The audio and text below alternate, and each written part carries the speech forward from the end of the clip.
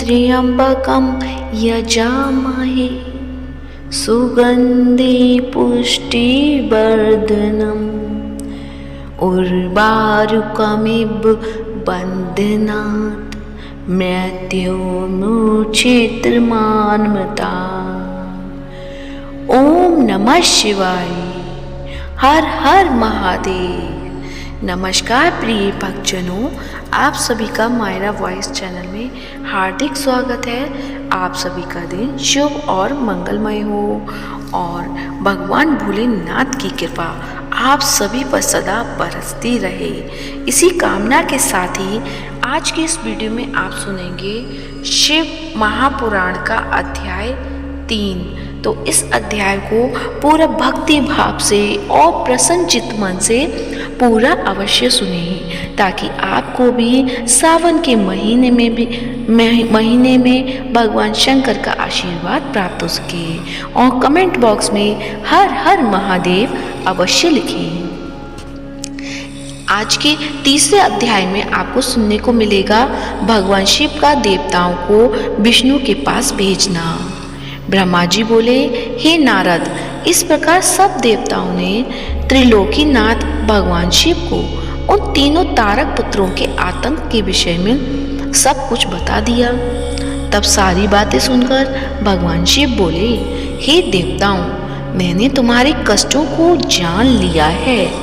मैं जानता हूँ कि तारकाक्ष, कमलाक्ष और विद्युन्माली ने तुम्हें बहुत परेशान किया हुआ है, परंतु फिर भी ये तीनों पुण्य कार्यों में लगे हुए हैं। वे तीनों मेरे भक्त हैं और सदा मेरे ध्यान में निमग्न रहते हैं। भला मैं अपने भक्तों को कैसे मार सकता हूँ?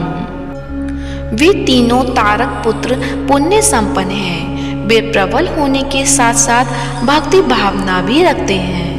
जब तक उनका पुण्य संचित है और वे मेरी आराधना करते रहेंगे, मेरे लिए उन्हें मारना असंभव है, क्योंकि स्वयं ब्रह्मा जी के अनुसार मित्रद्रोह से बढ़कर कोई भी पाप नहीं है। जब वे तीनों असुर नियम पूर्वक मेरी पूजा आराधना करते हैं, तो मैं क्यों बिना किसी ठोस कारण से उनका वध करूं?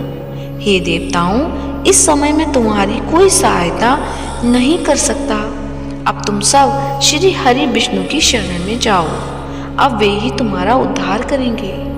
भगवान शिव की आज्ञा पाकर सभी देवताओं ने उन्हें पुनः हाथ जोड़कर प्रणाम किया और श्री हरि विष्णु से मिलने के लिए उनके निवास बैकुंठ लोक की ओर चल दिए। उन्होंने अपने साथ मुझ ब्रह्मा को भी ले लिया। बैकुंठ लोक पहुंचकर सब देवताओं ने भक्ति पूर्वक श्री हरि को प्रणाम किया और उन्हें भगवान शिव द्वारा कही गई सब बातों से अवगत कराया। देवताओं की बातें सुनकर भगवान विष्णु बोले,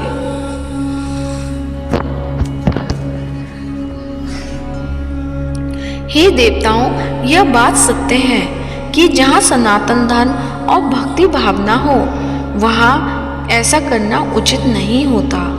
तब देवता पूछने लगे कि प्रभु, हम क्या करें? हमारा दुख कैसे दूर होगा? प्रभु, आप शीघ्र ही उन तारक पुत्रों के वध का कोई उपाय कीजिए, अन्यथा हम सभी देवता अकाल ही मृत्यु का ग्रास बन जाएंगे। भगवान, आप ऐसा उपाय कीजिए जिससे वे तीनों असुर सनातन धर्म से विमुख होकर अनाचार का रास्ता अपना लें, उनके वैदिक धर्म का नाश हो जाए और वे अपनी इंद्रियों के वश में हो जाएं। वे दुराचारी हो जाएं तथा उनके सभी शुभ आचरण समाप्त हो जाएं। तब देवताओं की इस प्रार्थना को सुनकर भगवान श्री हरि विष्णु एक पल को सोच में डूब गए। तत्पश्चात बोले, तारक पुत्र तो स्वयं भगवान शिव के भक्त हैं, परंतु फिर भी जब तुम सब मेरी शरण में आए हो, तो मैं तुम्हें निराश नहीं करूंगा, तुम्हारी सहायता अवश्य ही करूंगा। तब श्री हरि विष्णु ने मन ही मन यज्ञों का स्मरण किया। उनका स्मरण होते ही यज्ञगण तुरंत वहां उपस्थित हो गए। वहां श्री हरि को नमस्कार करके उन्होंने पूछा, पूछा कि प्रभु, आपने हमें यहाँ क्यों बुलाया है? तब श्री हरि मुस्कुराए और बोले कि हम तुम्हारी सहायता की आवश्यकता है, इसलिए हमने तुम्हारा स्मरण किया है। तब वे देवराज इंद्र से बोले कि हे देवराज, आप त्रिलोक की विभूति के लिए यज्ञ करें। यज्ञ के द्वारा ही तारक पुत्रों के तीनों पुत्रों का विनाश संभव है। भगवान श्री हरि विष्णु के ये वचन सुनकर सभी देवताओं ने आदर पूर्वक विष्णु जी का ध्यान किया और उन्हें प्रणाम करने के पश्चात यज्ञ के ईश्वर की स्तुति करने लगे। तत्पश्चात उन्होंने बहुत विशाल यज्ञ का आयोजन किया। सविधि उन्होंने यज्ञ उत्तम यज्ञ भक्ति भावना से आरंभ किया। यज्ञ अग्नि प्रज्वलित हुई। यज्ञ पूर्ण होने पर उस यज्ञ कुंड से शूल शक्तिधारी विशालकाय हजारों भूतों का समुदाय निकल पड़ा। तत्पश्चात अनेक रूपों से युक्त नाना वेशधारी कालाग्नि रुद्र के समान तथा काल सूर्य के समान प्रकट हुए उन भूतों ने भगवान विष्णु को नमस्कार किया। उन भूतगणों को आज्ञा देते हुए विष्णु जी बोले, हे भूतगणों, देव कार्य को पूरा करने के लिए तुम जाकर त्रिपुरों को नष्ट करो। विष्णु जी की आज्ञा सुनकर वे भूतगण दैत्यों के उस महासुंदर नगर त्रिपुर की ओर चल दिए। जब उन्होंने त्रिपुर नगरी में घुसना चाहा तो वहां के तेज से वे भस्म हो गए। जो भूतगण बचे वे लौटकर भगवान विष्णु के पास वापस आ गए तथा उन्होंने श्री हरि को इस बात की सूचना दी। जब भगवान विष्णु को इस प्रकार भूतगणों के नगरी के तेज से चलने की जानकारी हुई तो वे अत्यंत चिंतित हो गए। तब उन्होंने देवताओं को समझाया कि वे अपनी चिंता त्याग कर अपने अपने लोगों को बुझाएं।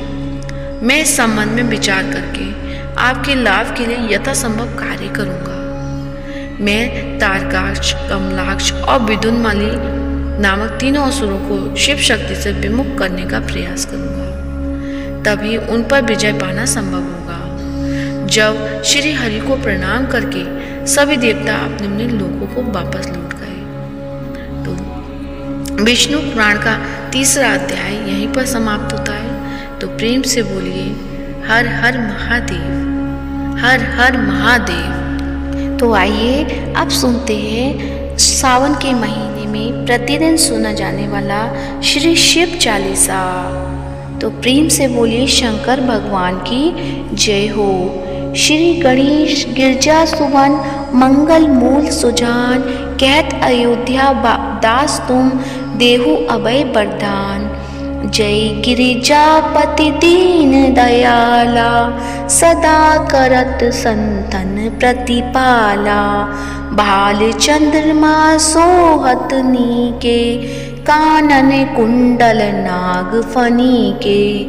अंग गौर शिर गंग बहाए, मुंड माल तन झार लगाए। वस्त्र खाल बागंबर सोहे, छवि को देख नाग मुनि मोहे। मैना मातु की है दुलारी, बाम अंग सोहत छवि न्यारी। करिश त्रिशूल सोहत छवि भारी, करत सदा शत्रुघ्न क्षयकारी। नंदी गणेश सोहित है कैसे, सागर मध्य कमल हैं जैसे।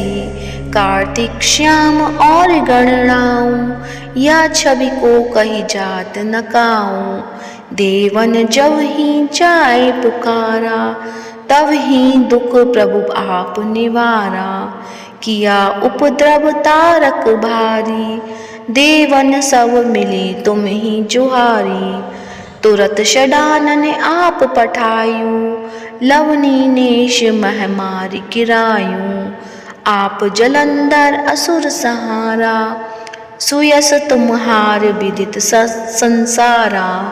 त्रिपुरासुर सन युद्ध मचाई, सब ही कृपा कर लीन बचाई।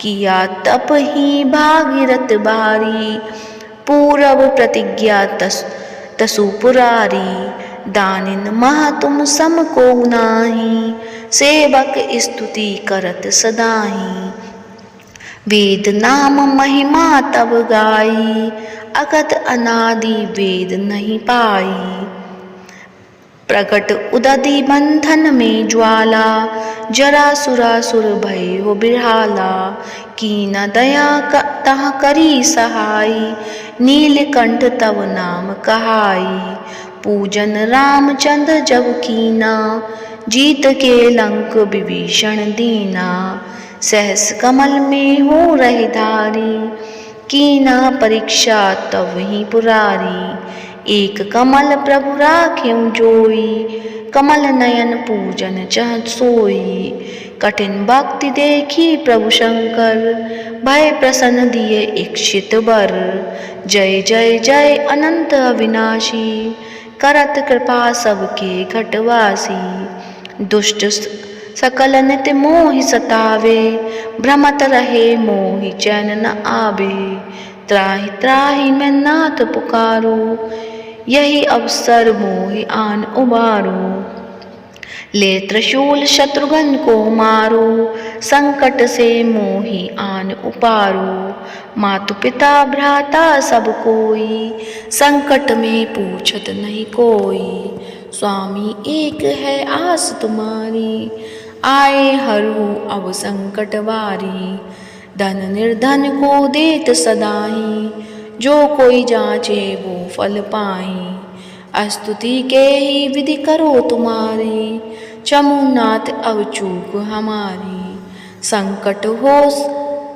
संकट के नाशक मंगल कारण विघ्न विनाशक योगी यति मुनि ध्यान लगावे नारद शारद शीश नवावे नमो नमो जय नमो शिवाय सुर ब्रह्मादिक पार पाए जो यह पाठ करे मन लाई ता पर होते है शंभु सहाई ऋनिया जो कोई हो अधिकारी पाठ करे सो पावनहारी पुत्रहीन कर इच्छा कोई निश्चय शिव प्रसाद ते ही होई पंडित त्रयोदशी को लावे ध्यान पूर्वक होम करावे त्रयोदशी व्रत करे हमेशा तन नहीं ताके रहे कलेशा धूप दीव नैवेद्य चढ़ावे शंकर सम्मुख पाठ सुनावे जन्म जन्म के पाप नसावे